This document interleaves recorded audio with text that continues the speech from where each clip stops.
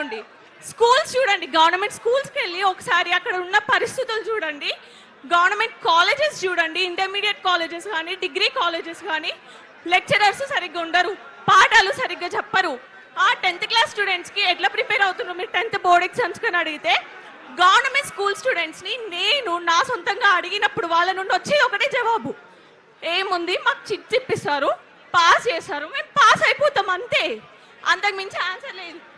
ఒక student chit ఇప్పిస్తారని నమ్మకం పెట్టుకొని పాస్ అయిపోతాం అనేసి అంటుంటే ఎడ్యుకేషన్ సిస్టమ్ ఏం చేస్తుంది, అసలు స్కూల్లో ఉన్న టీచర్స్ ఏం చేస్తున్నారు, ఆ ఎడ్యుకేషన్ సిస్టమ్ ఏం చేస్తున్నది? పిల్లలు పాస్ అవ్వడానికి కూడా సరిపోయేంత నాలెడ్జ్ ఇవ్వలేనప్పుడు ఆ ఎడ్యుకేషన్ సిస్టమ్ ఫెయిల్ అయినట్టే, ఆ ఎడ్యుకేషన్ సిస్టమ్ ఫెయిల్ అయినట్టు. అండ్ మేము ప్రొటెస్ట్లు చేస్తున్నందుకు, సోషల్ మీడియాలో సపోర్ట్ చేస్తున్నందుకు యాంటీ నేషనల్స్ అనేసి అంటున్నారు. యాంటీ నేషనల్స్ అంటే ఎవరు? దేశ ద్రోహులు.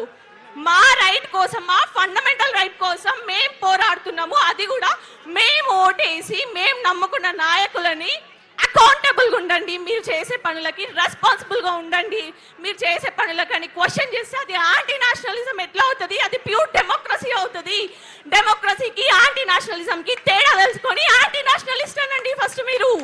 అండ్ యాంటీ హిందూస్ అంటున్నారు. ఫస్ట్ ఆఫ్ ఆల్ సెంట్రల్లో బీజేపీ ఉన్నా, కాంగ్రెస్ ఉన్నా, కాక్రోచ్ జనతా పార్టీ వచ్చినా, ఎవరు వచ్చినా కానీ సిస్టమ్ ఫెయిల్ అయినప్పుడు అది ఎడ్యుకేషన్ సిస్టమే కానివ్వండి, ఇంకేదన్నా కానివ్వండి, సిస్టమ్ ఫెయిల్ అవుతున్నప్పుడు గవర్నమెంట్ ని క్వశ్చన్ చేసే బాధ్యత ప్రజలకు ఉంది.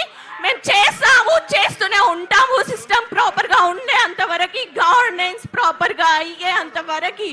అండ్ సెంట్రల్ లో బీజేపీ ఉంది ఇప్పుడు ప్రెసెంట్ కాబట్టి డెఫినెట్ గా బీజేపీని క్వశ్చన్ చేస్తాం. బీజేపీని క్వశ్చన్ చేస్తున్నందుకు యాంటీ హిందూ అంటున్నారు.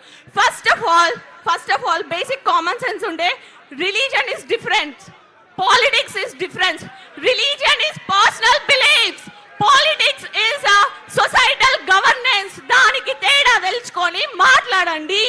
యాంటీ హిందూస్ అనడానికి ఫస్ట్ ఆఫ్ ఆల్ ఎవరి రిలీజన్ కి వాళ్ళకి స్ట్రాంగ్ లాయల్టీ లేదా? ఒక పార్టీ మధ్యలో నిల్చొని ఈ రిలీజన్ ని కాపాడతా అంటేనే నడుస్తుందా? అంత ఇన్ఫ్లుయెన్షియల్ మైండ్సా మీరందరూ? మీ రిలీజన్ కోసం మీరు నిలబడలేరా? నాకు అర్థం కాదు. గవర్నమెంట్ ని క్వశ్చన్ చేయాల్సింది స్టేట్ సరిగ్గా నడవనప్పుడు, సిస్టమ్ ఫెయిల్ అవుతున్నప్పుడు. రిలీజన్స్ కోసం కాదు. Politics is different and religion is different. అవి రెండింటిని వేరుగా చూసి మన నాయకుల్ని ఎన్నుకున్న రోజు మన బతుకులు బాగుపడతాయి. అది తెలుసుకోండి ఫస్ట్. క్యాస్ట్ ని బట్టి, రిలీజన్ ని బట్టి, వీళ్ళు నా కులముడు, వీడు నా రిలీజనోడు, నేను ఈయనకు ఓటేస్తే మా కులం బాగుపడుతుంది, మా రిలీజన్ బాగుపడుతుంది అనుకున్న రోజులు అట్లాంటి ఓట్లు వేసే వాళ్ళ బతుకులు మారవు, మా బతుకులు మారనివ్వరు. ఇది మార్చుకోండి first. And one more thing, ఇది కేవలం నీట్ పేపర్ లీక్స్ విషయం కాదు. మళ్ళీ చెప్తున్నాం, ఎంటైర్ ఎడ్యుకేషన్ సిస్టమ్ సెట్ అయ్యేంత వరకు మా Gen Z and each and every other students, each and every one, we will protest, we will keep on doing the protest because education is our fundamental right. We will fight for our fundamental rights no matter whatever happens. And ingokati, ప్రొటెస్ట్లు చేస్తున్నందుకు falls కేసులు పెట్టి బుక్కలలో పెడతారా? పెట్టండి. ఒక్కరిని పెడతారు, ఇద్దరిని పెడతారు, మా తర్వాత సపోర్ట్ ఇంకొకరు వస్తారు, ఆ తర్వాత సపోర్ట్ ఇంకొకరు వస్తారు. అందరినీ తీసుకుపోయి మీరు బొక్కలు పెట్టిన తర్వాత మా రక్తమే ఇట్లుంటే మమ్మల్ని అన్న మా తల్లిదండ్రుల రక్తం ఎట్లుంటుంది? పిల్లల్ని తీసుకుపోయి ఫాల్స్ కేసులు పెట్టి మీరు బొక్కలలో పెట్టుంచితే మా తల్లిదండ్రులు ఊరుకుంటారా? తల్లిదండ్రులు కూడా దిగుతారు ప్రొటెస్ట్లకి. దేశం ప్రొటెస్ట్లో దిగిన తర్వాత ప్రాపర్ గవర్నెన్స్ కోసం ఒక్కడివి సెంట్రల్లో కూర్చొని ఏం చేస్తావు? You have to be accountable for that. సెంట్రల్లో నిల్చోవడం కాదు, ప్రజల ఓట్లని దోచుకొని సెంట్రల్లో నిల్చోవడం కాదు. ఆ ప్రజలకి మళ్ళీ నమ్మకం కలిగి మళ్ళీ ఓటేయించుకునేలాగా పని చేసి చూపించండి. రెస్పాన్సిబుల్ గా పని చేయండి. మీరు చేసే పనులకి అకౌంటబుల్ గా ఉండండి. కంప్లీట్ జెన్సీకి ఈ పాలిటిక్స్ పైన, పొలిటికల్ లీడర్స్ పైన నమ్మకం పోయేలాగా చేసుకోకండి.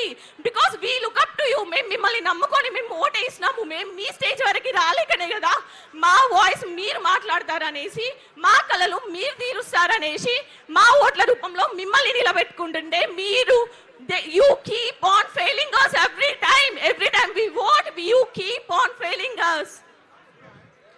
Thank you very much.